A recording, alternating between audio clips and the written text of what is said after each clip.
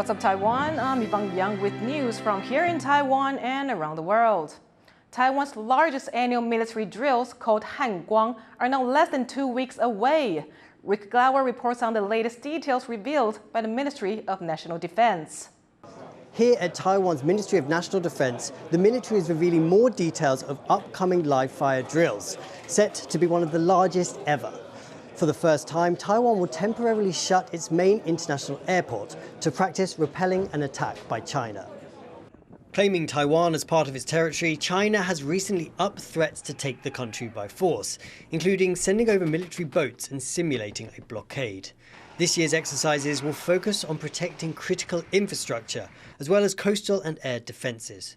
They also include responses to attacks on communications and cyber warfare, part of the so-called grey zone warfare tactics increasingly used by China.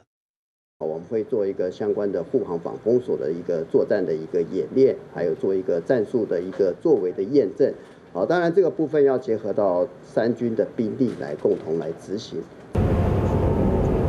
Rehearsals for the drills began this week. On Tuesday, a military transport plane took off and landed at a civilian airport in Taiwan's south, while soldiers demonstrated protecting an oil refinery in the country's north.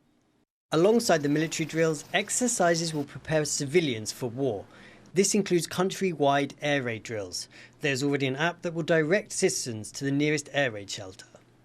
The 5 days of military drills will test the military's response to a Chinese attack, but it's also an important show of force from a country under constant pressure to defend its freedom.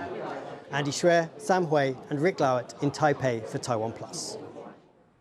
A new Taipei councilor may face legal action from Taiwan's defense ministry. His offense? Claiming to show the military's body armor for soldiers doesn't stop bullets. Charlie Storer has more.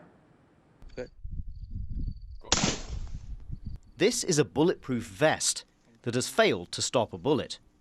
The man who fired that bullet is Lin Pingyu, a recently elected new Taipei city councillor. He claims the vest is the type of body armour used by Taiwan's armed forces. A former paratrooper, Lin devotes much of his time to analysing defence issues. In early July, he took this vest to the US to team up with a YouTuber going by the name Uncle Sam Gun and Fun, and to test the body armour with live ammunition, specifically against a 5.8mm round like the type used by China's armed forces. The results, posted on the internet, show the bullet easily penetrated the vest. Understandably, this improvised test has not been welcomed by the authorities back home. Now Taiwan's military says it will take legal action against the councillor if the materials used in the video are found to be controlled items of the armed forces.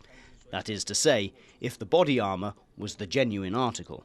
那影片当中有因为抗弹板它的来源不明，那现在还在查证当中。如果查证属实，确实是属于管制军品的话，那本部也会将依法来追究相关人员的法律责任。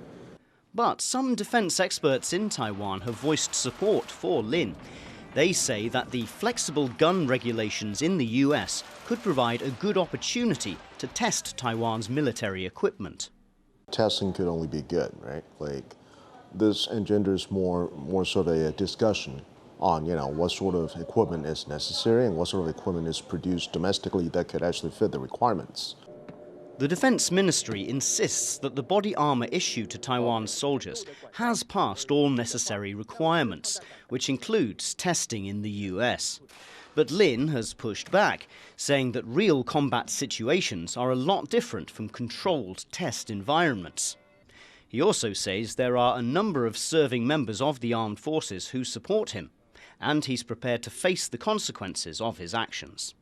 那无论后面国防部有什么样的这个作为，只要是法律上有规范的，那对国家好的，我想我们都会全力来配合。 And with Taiwan's largest annual military exercises now just a couple of weeks away, the Defence Ministry must now convince the public that the country's troops are properly equipped. Patrick Chen, Andy Xue, Sam Hui and Charlie Storer for TaiwanPlus. Paraguay's president-elect has arrived in Taiwan. Santiago Peña, who will be taking his country's top office next month, landed on Tuesday to meet with top Taiwanese politicians, including President Tsai Ing-wen. The two countries are celebrating 66 years of diplomatic ties. Paraguay is one of Taiwan's 13 diplomatic allies and is only one in South America. Peña has pledged to maintain formal relations with Taiwan amid efforts by China to poach its remaining allies. Peña will stay in Taiwan until Saturday. Paraguay is closer to Taiwan, that I want to spend the next 5 years bringing us together. We are close, but I think that in these moments we need to be closer, we need to be together. A sinkhole in a busy part of Taipei is getting bigger, and as workers rush to repair the damage, nearby residents have found their daily lives upended. Bryn Thomas reports. Crews have worked through the night trying to fix this busy Taipei thoroughfare. Over the weekend, this part of Nanjing West Road caved into a sinkhole caused by a leaking wastewater pipe. But the size of this sinkhole has since grown by 10 times, ruining early attempts to patch the damage. Around 20 meters of road now need fixing, but it could be Thursday by the time the job's done. For locals, it's become a nightmare. The noise isn't the only thing causing people to lose sleep. Engineers say that nearby buildings are safe from collapse, but not everyone feels reassured. And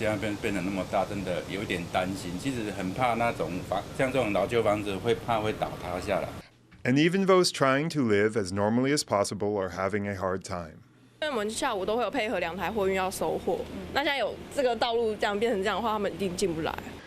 These kinds of problems are not unusual in Taiwan. Recently, a string of urban sinkholes has appeared in different parts of the country. This is the second in Taipei this year. And as repair work continues, questions remain about how to stop more sinkholes from hollowing out more of Taiwan's streets. Devin Tsai, John Van Trieste, and Bryn Thomas for TaiwanPlus. A mud volcano in Taiwan's south has dumped slurry onto farm fields and made a mess near a local temple. Steam and mud were blasted over 2 meters in the air from several vents. The eruption in Pingtung County began early Tuesday morning and lasted about 4 hours. It's the second time this mud volcano has erupted this year. Although no one was hurt, local residents say the cleanup will be pricey. They also say the mud volcano can be unpredictable.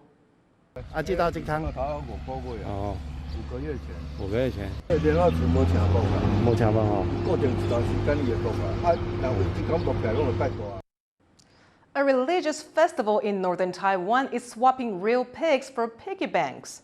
That's instead of ritually sacrificing force-fed pigs. Again, Bryn Thomas has the story. These piggy banks in Hsinchu in northern Taiwan are saving more than money. They're standing in for so-called god pigs, traditionally sacrificed during religious festivals of the ethnic Hakka minority group. These god pigs were traditionally force-fed until they were too fat to walk. After being weighed in a competition, they were ritually slaughtered. Their skin would then be stretched across a metal frame and mounted on display. It was a practice that many came to find inhumane. That's why some are exchanging real pigs for pots shaped like pigs. 以环保的角度来说，就是这样就比较好啊，就是不用杀猪。 The killing of pigs over the Lunar New Year and at the Hakka Imin festival is an old tradition. But as these festivals became more controversial, the crowds they attracted have also declined. Some practitioners in Hsinchu are now using ceramic piggy banks stuffed with coins. The piggy banks are weighed, and at the end of the festival, the money is donated to charity. It's a change many, including the pigs, are welcoming. Andrew Xue and Bryn Thomas for TaiwanPlus. Thank you for watching What's Up Taiwan. Finally, today we leave you with images of artisans in Cuba creating traditional handmade fans. I'm Yvonne Young. Take care, and I'll see you next time.